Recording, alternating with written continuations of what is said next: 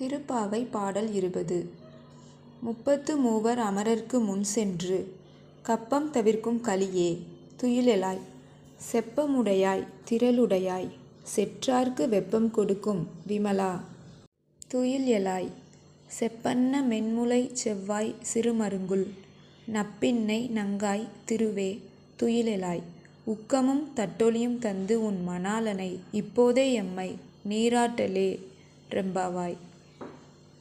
பொருள்: 33 கோடி தேவர்கள் இருந்தாலும் அவர்களுக்கெல்லாம் முன்னதாகச் சென்று பக்தர்களின் துயர் துடைக்கும் கலியுக தெய்வமே நீ எழுவாயாக.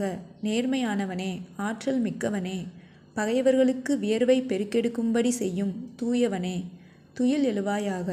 பொற்கலசம் போன்ற மென்மையான ஸ்தனங்களும் பவள செவ்வாயும் சிற்றிடையும் கொண்ட நப்பின்னை பிராட்டியே, லக்ஷ்மிக்கு நிகரானவளே, துயில் எழுவாயாக. எங்களுக்கு விசிறி கண்ணாடி ஆகியவற்றை தந்து உன் கணவனாகிய கண்ணனை எழுப்பி எங்களை இப்போதே அருள்மலையில் நனையச் செய்வாயாக.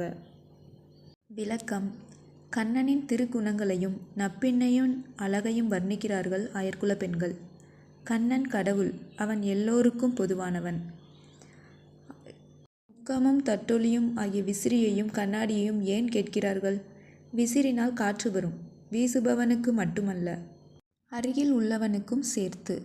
நம் செயல்பாடுகள் நமக்கு மட்டுமின்றி பிறருக்கும் பயன் தருவதாக அமைய வேண்டும் என்பது இதன் உட்கருத்து.